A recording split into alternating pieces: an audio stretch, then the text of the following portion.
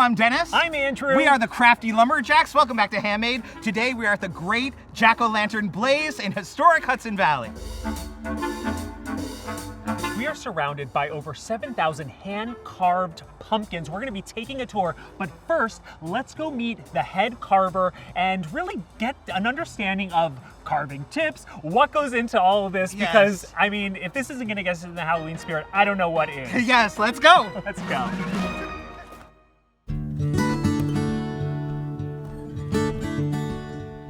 Hello. Hey, how are you? I'm Michael. I'm the Hey. creative director for Mike, the Great nice Jack to see you. Lantern Thank you for Blaze. having us. Thanks for coming. Thrilled to meet you. Yes, you're going to show us some pumpkin carving tips, but I'd love to hear a little bit more about you, your background here, how you got involved. My love with pumpkin carving started as a kid, so carving pumpkins in the 80s in New Jersey with my parents. Yes. But little did I know that it would someday become like this big, and a passion. When you're looking for a pumpkin, like what do you look for like a good carve? Right. The carve usually will dictate the type of pumpkin you choose. So today I'm going to be carving a design based upon 18th century creamware. That's interesting though. So you start with the idea first before you're even going to carve. Or the pumpkin could dictate what it becomes. Yes. Like Frankenstein, right? Yes. Oh my gosh, that's perfect. Exactly. But in terms of a pumpkin and quality of pumpkin, you want to look for a pumpkin that has a good stem, because that's where all the nutrients come in. And you want like a nice dark orange or a consistent orange. You want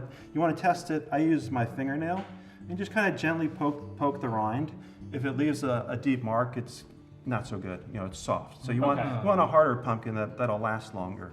For this jack-o'-lantern, we're going to scoop from the bottom. So contrary to the traditional cut the top off, we're going to cut the bottom out. Do you always recommend cutting from the bottom, or it depends on the design? It depends upon the design, because the design I'm carving today will be on the top. Right. The reason why we cut the hole in the bottom is so you can put it right over a candle easily and quickly. And for me, it's aesthetics. That line of light always bugs the heck out of me. But for cutting out the hole, I prefer a drywall saw.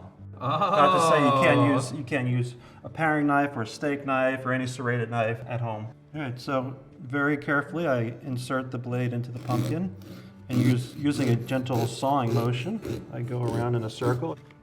See, so I'm going to throw in there. So I like to say the seeds to eat them.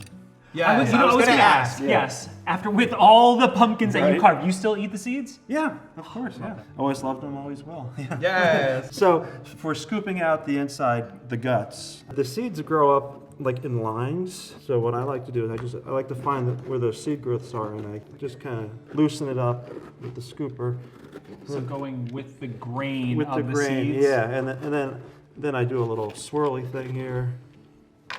How many pumpkins would you say you carve in a season? I don't carve as many pumpkins as the others who carve up to 100 a day. We have a team of 20, 25 people working 5 days a week carving pumpkins to replace the ones that rot. Oh my gosh. I mean, they're the real industrialists, Right. I do think there is such a nostalgia with pumpkins. We are such Halloween fanatics, but no matter who you are, I feel like you always have a small place in your heart for jack-o'-lanterns and pumpkins. Yes, because it's so much more than just that. It's about getting your family together, creating memories. Yeah, right. So the next step is to transfer the pattern, which I drew out on tracing paper. So there I've got my pattern positioned on the pumpkin. I prefer to use push pins to attach it, but you can also use tape or a stapler or straight pins. How do the other pumpkin carvers get jobs here? Do you have like an audition process, or how does that happen? Yeah, there's an actual application process. When we first started, there were no people with previous pumpkin carving experience, But more and more now, as pumpkin carving as an art form becomes more and more popular, people are applying with pumpkin carving resumes. Oh my gosh, yeah. wow. So it's pretty wild. I find that very exciting. Yeah. That just people have really grasped onto the fall season, the Halloween season, and really just every year amp it up more and more. That's really exciting. That's our goal every year at Blaze. How can we raise the bar? What's the future of pumpkin carving? So, shall we transfer the pattern? Yeah. Yes, I was very curious interested. how you were going to transfer the pattern. Right. now. Well, I like to use a sharp pencil, actually. See how nice and dark that is? Oh, yeah. So once I'm sure that everything is transferred, so see. Wow.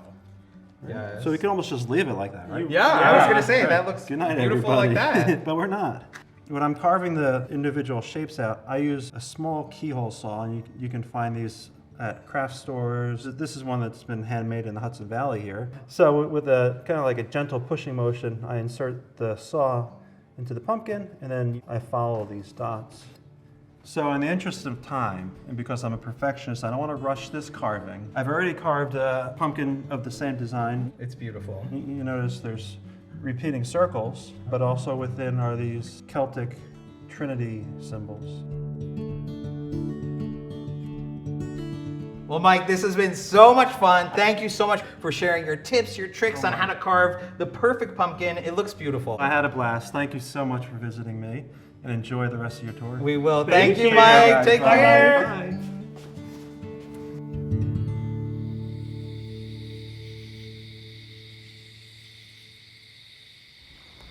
Hello, hello. Hey guys. Hi. How are you? Good. How are you? Good. I'm Rob Schweitzer from the Great Jack-O-Lantern Blaze.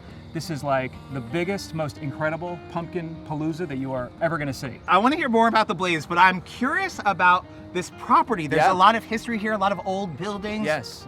Where are we? You are at Cortlandt Manor. It's a National Historic Landmark in the Hudson Valley, just north of New York City. This was an important site during the Revolutionary War era, and you learn a lot about that when you come here during the non-pumpkin days. But during the pumpkin days, you come here and you get a little bit of the history in pumpkin form.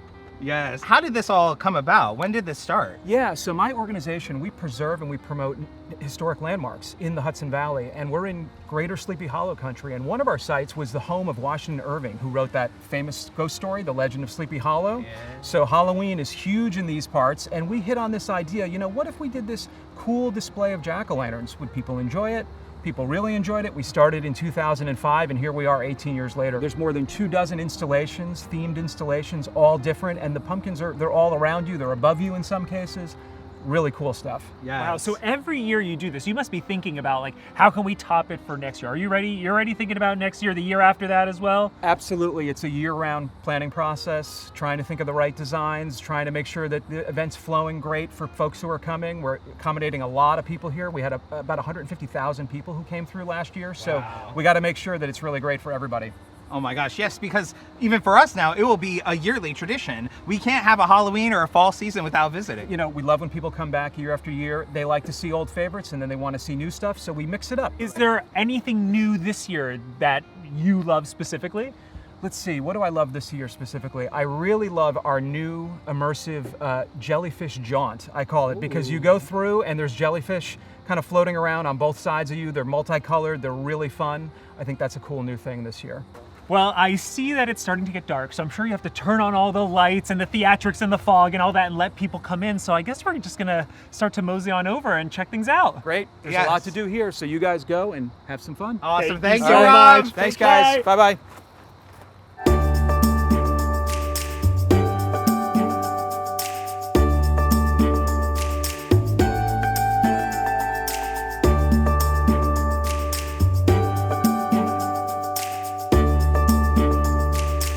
That's so great.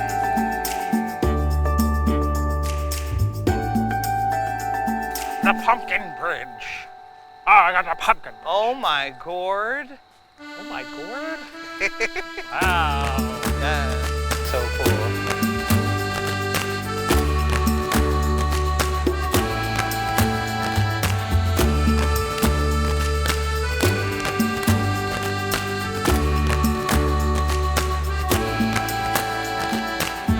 Wow. So awesome.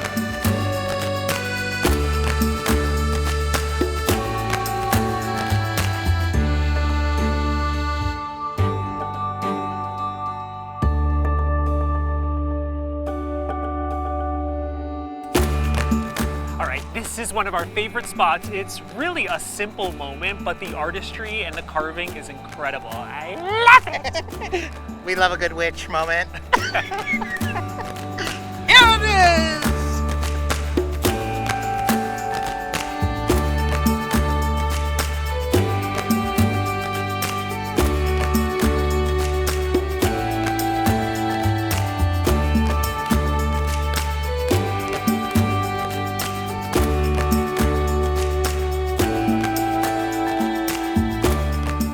Oh my gosh, this has been incredible getting behind the scenes look on how this is all put together. Oh my gosh, we want to know your favorite part in a comment below. And if you want to see more videos like this, like and subscribe, and we'll see you soon. Happy Halloween!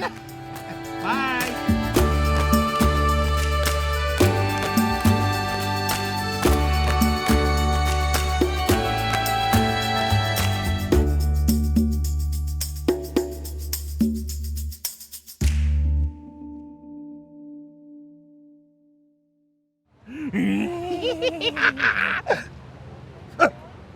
Jump scare.